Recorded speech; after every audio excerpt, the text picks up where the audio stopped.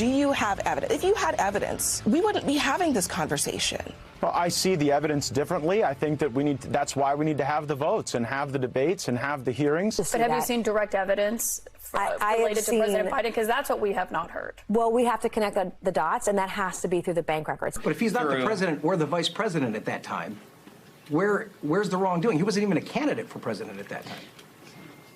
He was a candidate. Parent, what source are you with? I'm with NBC. So apparently you'll never believe us. There has not been produced a smoking gun. Well, we've never claimed that we have direct money going to the president. Hi again, everyone. It is 5 o'clock in New York. I'm Alicia Menendez in for Nicole Wallace. And yes, you heard it right there. Republicans, they have no evidence of wrongdoing by the current president of the United States. And yet, a little thing like a lack of facts has not stopped their impeachment inquiry into him. It's a remarkable partisan effort being voted on today on Capitol Hill, a mechanism our founding fathers had reserved for high crimes and misdemeanors. Yet today's GOP, well, they only care about getting even, not about the truth. As a nation, we have been through multiple impeachments in recent years, but this effort stands apart. Our colleague Chuck Todd writes this: the accusations against Biden haven't been confirmed or proved by anyone. Whatever you think of the 3 other impeachments, the conduct the presidents were accused of was plain for everyone to see. There was no doubt Clinton had an affair with an intern. There was no doubt Trump tried to coerce Ukrainian President Zelensky into opening a probe against Biden. And Trump's speech on January 6, 2021, alone is evidence of what he hoped his supporters would accomplish by marching on the Capitol. The point is the conduct alleged in those impeachment wasn't really in question. The question was whether the conduct was bad enough to merit the political death penalty. Later this hour, the House will vote to formalize the Republican Party's impeachment inquiry into President Biden, which will allow them to better enforce their subpoenas in courts. Subpoenas like the one they issued to the president's son, Hunter Biden, who this morning refused to come in and testify behind closed doors. Instead, he repeated his offer to testify publicly.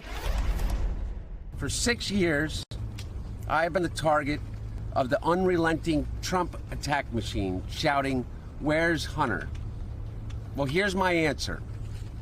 I am here. Let me state as clearly as I can.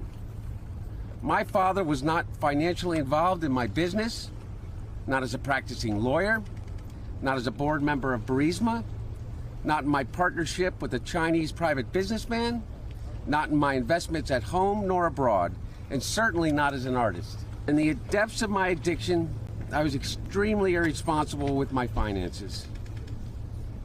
But to suggest that is grounds for an impeachment inquiry is beyond the absurd. It's shameless. There's no evidence to support the allegations that my father was financially involved in my business because it did not happen.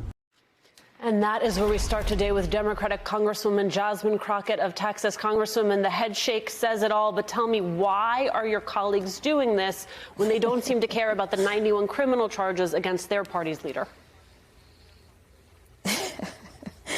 Alicia, I don't even know what America is becoming.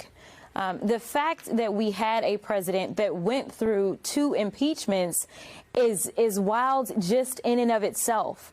But the fact that we're going to try to draw some false equivalency and act as if Trump and Biden are on the same level. Well, I'll tell you this. They are not on the same level. President Biden is head and shoulders above Trump in every single way, especially when it comes to someone who absolutely avoids being a criminal. We know who Trump is, but they want to ignore that. And so they want to act as if an impeachment is a nothing burger. And that's exactly why Donald Trump got impeached. But that's not why he went through the 4 indictments and the 91 counts. It is because Donald Trump is a criminal. End of story. The idea that they are going to somehow get to President Biden through his son, who was drug addicted, and the only thing that they have revealed in these hearings is that we have a president that loves his son even through his imperfections. Congresswoman, I want to play for you just a little bit of what Steve Doocy said earlier this week on Fox News. Take a listen. If they have the stuff. If they have the the stuff, Republicans right. at this point don't have, they've got a lot of ledgers and spreadsheets, but they have not connected the dots. They've connected the dots, the Department of Justice did, on Hunter, but they have not shown where Joe Biden, did anything illegally. I was like, so one, when you lose Steve Doocy, and then two, on Newsmax last night, James Comer, the chair of the committee that you were on, the House Oversight Committee, said this about Doocy. He's had that position from the very beginning. He's had that position from the very beginning. I've quit going on Fox and Friends because of Doocy. He's the one guy on Fox that's been very critical of the investigation. I have my theory why. We'll talk about that at a later point. But at the end of the day, he's entitled to his opinion. They don't want to talk about the evidence, Congresswoman. The lack thereof. Let's be clear. The lack of evidence.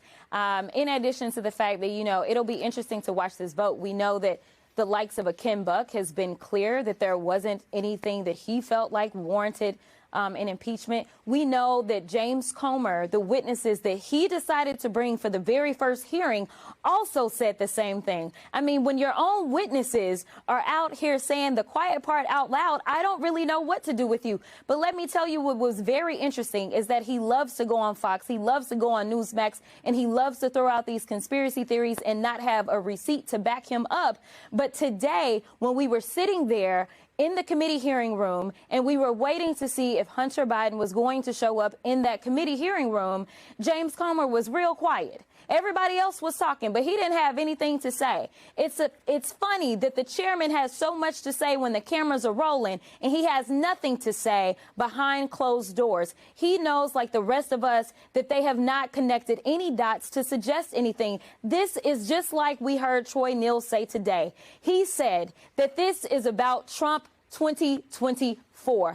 End of story. And I'm tired of it, especially when you come from a district like mine, where I had a man, Eugene Gates, who lost his life as a postal worker. For those that care to know what we're supposed to be doing on oversight, we're supposed to be looking into things like what are the policies to protect workers at the U.S. Postal Service. But I can't get a hearing on that because we want to have hearings where we're showing nude photos of Hunter Biden, which last time I checked, that definitely has nothing to do with an impeachment. I want to stay on that point, Congressman, sort of the purpose of the institution, the purpose of something like impeachment. We often talk about the many ways Trump and the GOP in his stead have undermined American institutions. And I wonder, as you watch this all go down, if you are concerned that your Republican colleagues are undermining what is supposed to be the seriousness of impeachment itself. They're not only doing that, Alicia. What we're seeing is the crumbling of our democracy in front of our eyes. And this is not to sound dramatic. I know I recently did an interview where someone said, well, Democrats are always saying this is going to be the most important election. And if we don't do anything, then our democracy is on the line. Let me tell you, we are seeing it fall before our eyes, whether you want to look at the opinions that are coming out of the court or if you want to look at the clown show known as the 118th Congress. Every once in a while, they will tell you a truth here and there. They have not accomplished anything in a time in which the American people need us to do more than just talk. They need us to actually move policies that will better our lives. So for people that are hurting right now, guess what? Those hurts will only be deepened because you have unserious people. At some point in time, we got to say it's not about whether or not you're a Democrat, Republican, or an independent. What we need to find out is who cares about democracy, who cares about the institution, and who cares about me as a person. And that's who you need to vote for. Right now, we have a bunch of people that want to play politicians instead of actually being politicians. And it is hurting us not only domestically, but internationally. I fear for our international security almost on a daily basis because of the ineffectiveness that we see coming out of this Republican majority in the House.